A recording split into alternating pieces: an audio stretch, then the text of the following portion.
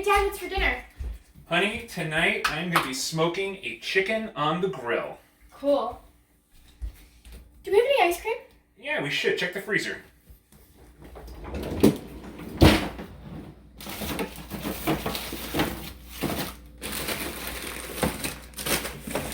I don't see any ice cream. All I see are these 2 bags of bones. Well, you know what that means, right? It's time to make stock. Welcome back, everyone. I'm Eric Guido, and this is Vinous in the kitchen. And today, we're making stock. Now, there are a number of reasons that you should be drinking, yes, I said drinking, as well as using stock on a regular basis. I mean, if you think back to nearly all the videos I've done so far, at one point or another, we're adding stock. Restaurants use stocks in order to make your sauces, soups, but stock has a lot of health benefits as well. But the number one most important thing about making your own stock is that it's practically free to make on your own, with just a few simple ingredients. Now I'm going to get some things started here, and then we'll talk about some of the more details. But just for the video magic portion, I've already started to boil water. Now, notice, this is a stock pot. This is a 24-quart stock pot. I know not everybody has one of these, but the reality is you don't need to have one of these. You can very easily use a large pasta pot, but for me, I like to make stock in big batches because it's a time-consuming process. So I invested in a 24-quart stock pot. Now I've already started to bring this water to a boil, but the reality is that you can make this entire stock in just one pot. I'm just doing it this way because I wanted to make sure that we could fit it all into a video for everybody to watch. So on the side here, I'm going to start warming up this pan, because what I would have done before adding this water, if I was making it all in one pot, is I would have started to sweat my mirepoix. So, ingredients of stock. The most basic ingredients of stock. Obviously, we have bones. So today I'm making a chicken stock. These are the bones of about 5 chickens.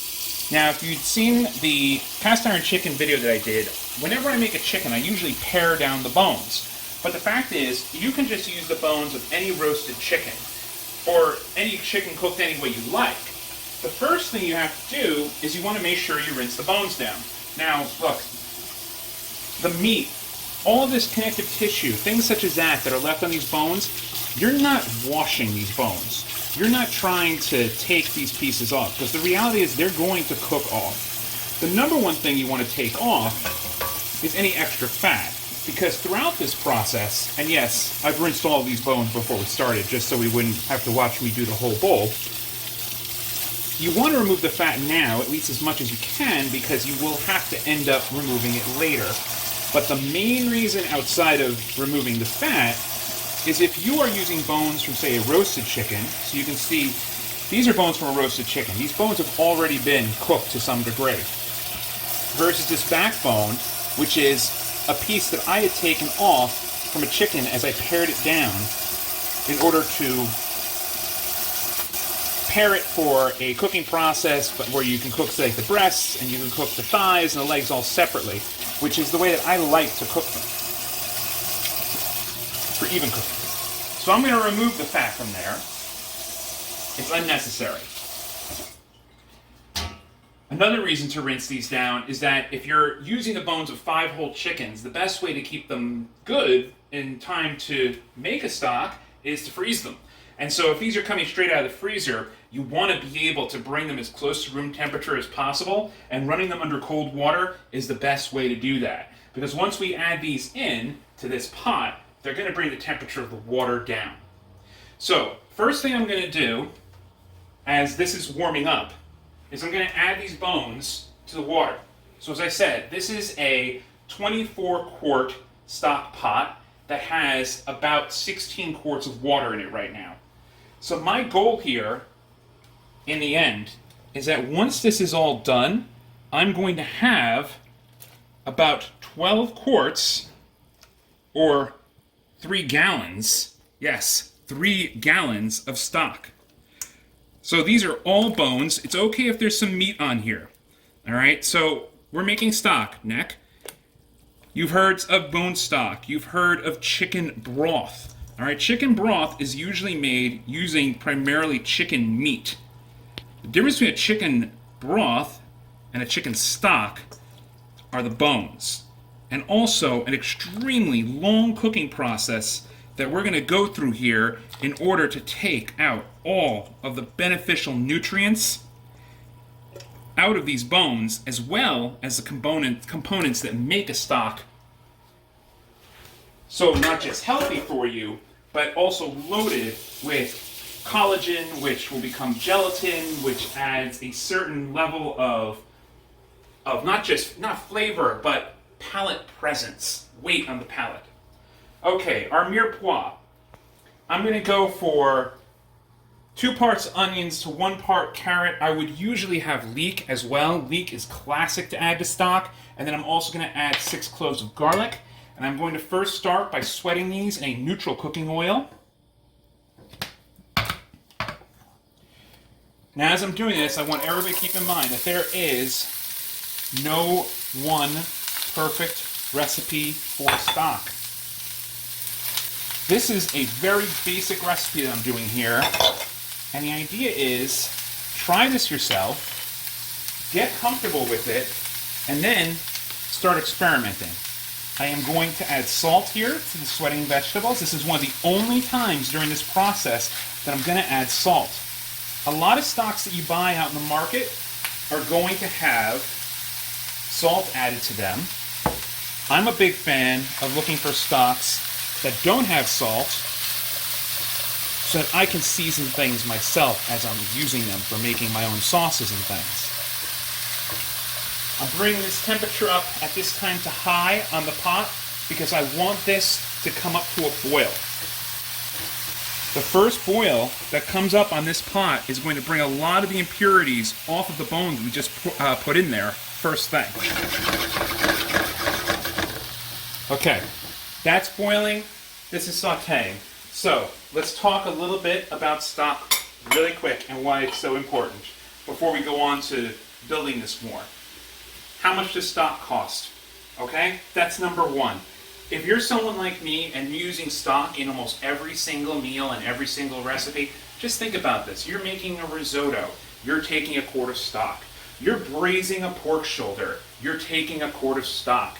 You're making, you're making just about any pan sauce. You're pouring a cup of stock in there. You look at what stock costs when you buy it in the market. $5 for a container, $6 for a container. One of my favorite brands. And when I was talking about people drinking stock, which is actually a huge trend right now, extremely healthy for you, one of my favorite brands, and one of the few stocks I'll actually buy if I'm not making my own, costs somewhere around $7, $8. These guys take it really serious. And when I talk about people drinking stock, this is a perfect example of a brand that promotes drinking stock. The fact is, it's extremely healthy. Our vegetables are sweating beautifully here. And they're almost ready. And our water is almost coming up to a full boil. So, why would you drink stock? Well, same thing that makes gelatin in stock, that gives you that amazing silky feel on the palate. Collagen, gelatin. These are things that come out of the bones only through an extremely long cooking process. So, to give you an example, it's currently 4 o'clock, and my goal is to actually let this stock cook for about 16 hours. Now, I know you're thinking, 16 hours, how are we going to do this in the stovetop? Well, I'm actually going to do it in the oven. But there are other benefits to stock as well. Digestive benefits, glutamine, thiamine, amino acids. These are all things that come out from the bones that you can't get without cooking them over a long period of time. So there are all kinds of different stocks in the market. Today we're making, as I mentioned, a very simple stock. All right? Let's say, though, we wanted to make a beef stock. Well, you might not be able to save up the bones of 5 primal cuts of beef, but you could go out and you could actually buy beef bones. Many butchers will sell them directly to you, so you could do that for your beef stock. Otherwise, when it comes to the mirepoix and when it comes to the method, it's pretty much the same. As for spices and things, one of the things I love is I love a mushroom stock. So, for instance, You can buy it, but the reality is it's easy to make it. So with the recipe I'm showing you here today, we're going to add a few simple herbs to this, and that's really it. But if we wanted to, we could also add dried mushrooms to the mix. Dried porcini mushrooms added to this same pot and cooked over a long period of time, voila, you have a mushroom stock. Now when it comes to the items that we're putting in here, we're going to be skimming off the top. If you come over and take a look, this is the whole reason we're first bringing this to a boil. A lot of what's coming up are the initial impurities that we're going to remove from this before taking this to the next level. Now for spices, I always run my stock at the very end through a chinois, or you can run it through a cheesecloth. When I first learned how to make stock, it was back in school, and we would always create a satchel of herbs, which is basically cheesecloth, the herbs inside, and then it would be tied with some kitchen twine. And it would be put in here and we would let it cook. But the fact is, if you're going to put this through something such as a chinois or a cheesecloth at the end, you don't need to worry about forming up the satchel. It's not necessary. As for the herbs themselves, I do prefer to go with dried herbs, not fresh. And I certainly don't want stems. For this simple stock, I'm just going to add 1 bay leaf. Bay leaves are powerful, guys. Never overdo it with the bay leaves. And I'm going to add about a teaspoon of rosemary.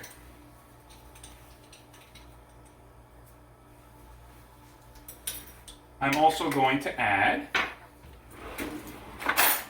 a tablespoon of apple cider vinegar.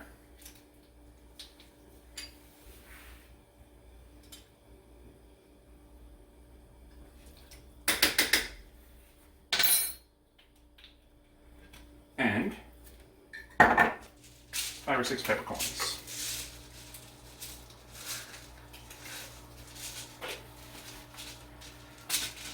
Our mirepoix is ready. So now, like I said, we're going to strain this, but the onions, when you cook onions over a long period of time, these onions are going to literally melt into this stock. It's going to be amazing. And as I mentioned at the very beginning, usually I would sweat these vegetables in this pot and then add in the bones and then add in the water and then bring it up to a boil. So we're doing this kind of backwards right now because I wanted to be able to fit this all into one video and to also make it so the video wasn't hours long. So this is looking great. Turn that off.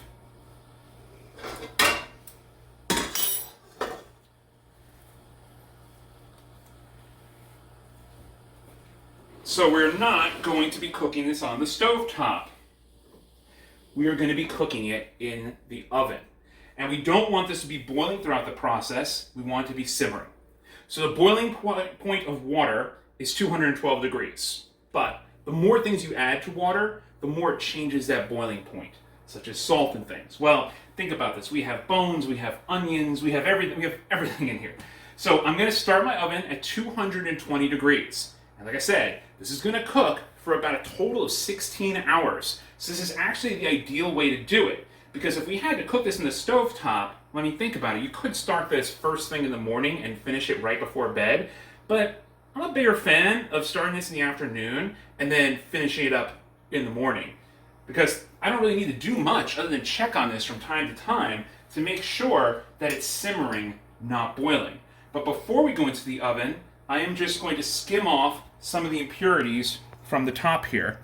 I'm just running my spoon across the side of the pot to take out any of these impurities that have come up.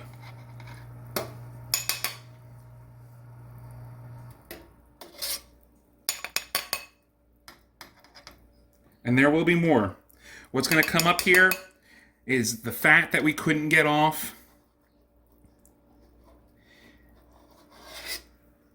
Right there, that was a perfect example. And also, the meat from the actual bones that was left on, that's going to come up as well.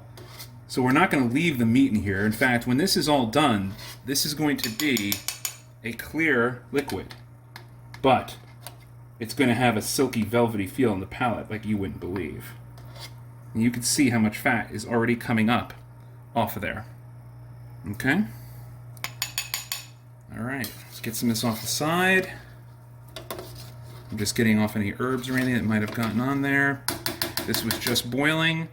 So we are ready to go into the oven. Be very careful. If you are actually using as large of a stock pot as I use, be careful, because it's going to be heavy. In fact, I will usually have someone in my family help me by opening this door for me while I do this. It's going right in. It does not need to be covered. I'm putting it right into the middle of the oven. I can look at this throughout the evening and into tonight. I can very easily, if you have the option to have a rack that pull this out if I need to. But the fact is, we just want this now to simmer. To simmer for hours. So I'm going to close this. One thing to keep in mind, most ovens these days turn off by themselves after 12 hours. Okay? So when I set this, I'm going to set this to check on this one time before bed. I am going to look in and make sure that it's only simmering and not boiling. Now, if you find that at 220 degrees that you're seeing a boil, which basically means you have bubbles regularly coming up, versus a simmer, which is basically just, you're going to see little bubbles, a little bit of motion, but we're not talking about bubbles bubbling up and pushing pieces up from the bottom. The idea of the simmer is we want all these items to slowly cook without being stirred around in the liquid. And I'm also going to check to see if I want to skim it one more time. So like I said, we're going to check for temperature, and we're going to check to make sure that it's not boiling, and then we want to skim it. So what I'm going to do first is I'm going to set this now for 4 hours instead of 16. And the reason for that is that's a lot of liquid. It's going to take a while for the regulation of temperature now. I'm going to check on that. It's going to be about 8:30 here. And then perfect timing for me to make sure everything's okay, set it for that 12-hour mark, and then let it ride out throughout the night into tomorrow. So I'll see you later. Till then, keep cooking. Okay guys, so 4 hours have gone by, and I just want to check on this now to see where we stand with our simmer of this stock. And it's looking pretty good. So at this point, you see that we have absolutely gotten a lot of fat has started coming to the surface. There's a little bit of like scum here and things like that. That's not a problem, guys. You know, you can just skim this right off the same way as before. Run a spoon right around the corners of the pot itself. In the end, the main thing you want to get out of here is the fat more than anything else, because one thing that chinois or that cheesecloth is not going to take out from this process is the fat. But also keep in mind that this moment right now is more about just checking in on it to make sure we have the right temperature. And like I said, don't expect there to be like bubbles popping up over the surface or anything like that. We have this oven at 220 degrees, and we only want a simmer. And it's very quick how this is all going to work. The moment that we pull this out, the temperature of the oven drops, as well as the temperature we have here. You see these little bubbles coming up? All right, that's a simmer. That's exactly what we want to see. These little bubbles coming up from the bottom. This isn't boiling. There's steam coming off of here. It's reducing, but it's doing it very, very slow. And as it's doing that, it's also cooking the bones very, very slow. So the next time we check in on this, it's going to be morning. And it's going to have reduced quite a bit. And there's also going to be quite a bit more on the top of the pot that we're going to skim off. So until then, have a good night, and I'll talk to you tomorrow. Good morning, everyone. It's time to finish up our stock. So this has been in the oven now for a total of 16 hours.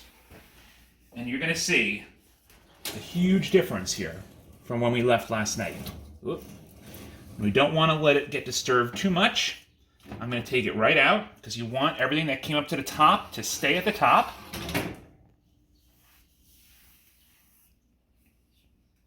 Then you don't need to make this much.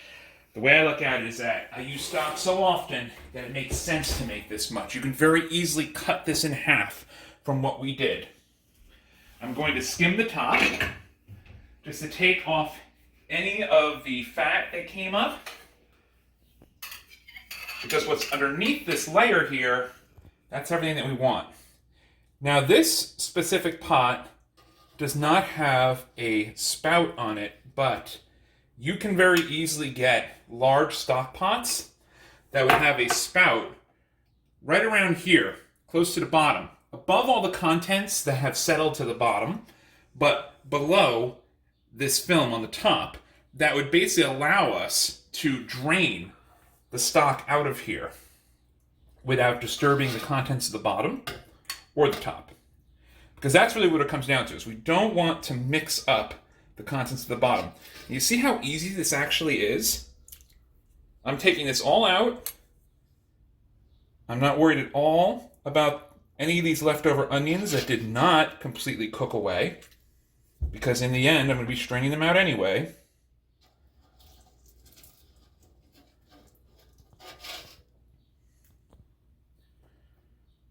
This looks perfect. And like I said, we probably have about 2 gallons here. Very important not to disturb the items at the bottom. All right? Okay, so there's still a little bit of fat in here. I can always skim that off. I could keep on going.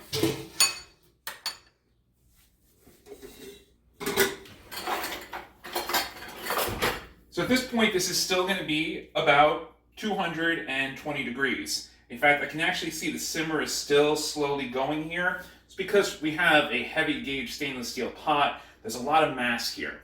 But as we go through our chinois, we're going to be straining out any of these small particles in here. Again, you can use a cheesecloth for this. It's also going to cool it down. If you needed to cool this quickly, you could have a second bowl and create an ice bath.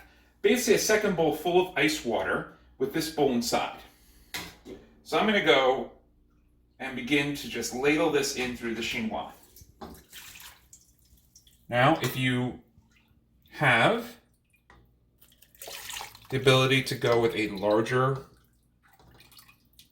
item to bring this out, for instance, I could very easily grab one of the containers I'm going to store my stock in, grab a pint container to speed up this process. In the end, the most important thing is just not to disturb the contents on the bottom. The contents on the top are just fine. Your chinois or your cheesecloth are going to strain those all out, so you don't have to worry about that at all.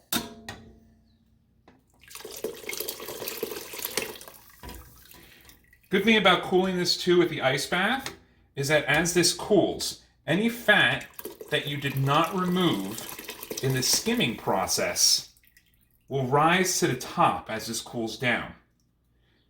Now, I'm not really worried about the amount of time it's going to take for this to cool for me, because I'm going to separate this down into smaller containers almost immediately and then allow those to cool.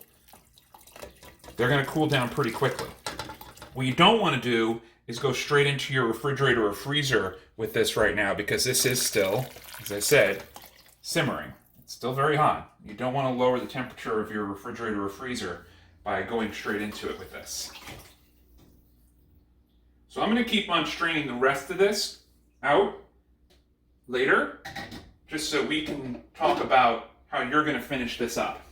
So let's just say that we have our ice bath here. We now have our stock. At this point, you want to taste it. As I mentioned yesterday, I prefer not to season my stock very heavily. But if you're making this not just to cook with, but to drink with, you could easily separate some of this and then decide to season it as you like. For instance, one of my favorite seasonings is to add a little bit of turmeric and then just a little salt. The chicken stock, the turmeric, and the extra salt, I'm not kidding. Get yourself a mug, drink it like a cup of coffee. It's actually pretty incredible. As for how you're going to store this, keep in mind that there's a lot of water here, and water expands when it freezes. So what I'll end up doing with this is I'll end up putting a small portion of this away in my refrigerator, and then I'll be putting the rest of it into my freezer. And because of the fact that water expands when it freezes, don't make the mistake of storing this in glass. I one time made that mistake. So a good example here is I'll often use an empty Pellegrino bottle for the stock that I'm going to store in the refrigerator. I'll fill 2 of these up and it'll last me for a week. As for the size containers and the best way to store this if you're freezing it, plastic, pint, and quart size containers are perfect. For me, I'll fill up a combination of both of these and put them into the freezer so that basically, if I know I'm going to be making a preparation that's going to require about 2 cups, then I'll pull this out. If I'm going to be making a larger preparation, braised pork shoulder, I'm going to pull this out. So with these, they can just be filled up. What I'm going to do first is give this a taste, because I want to know if I want to season the entire batch at all.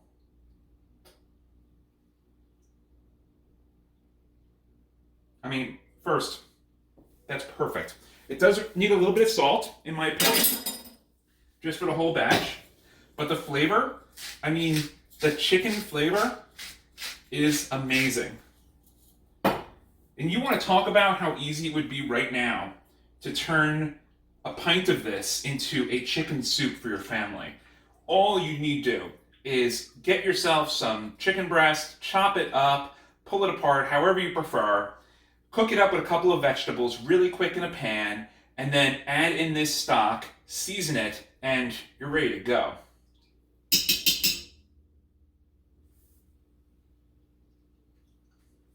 Perfect. Again, it's really to taste. For me, I don't like to go heavily seasoned. This is ready to go. So, if I'm going to be freezing this, I could now easily put it into my containers and I'm going to be storing it in.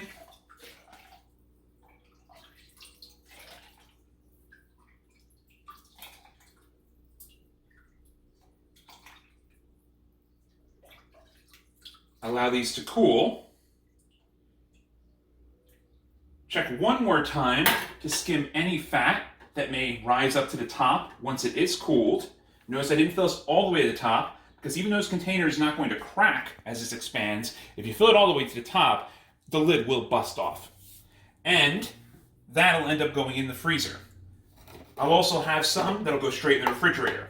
But one thing to keep in mind, because we're pretty much done here once this is all taken care of, is that you do not want to disturb the contents in the bottom of the pot.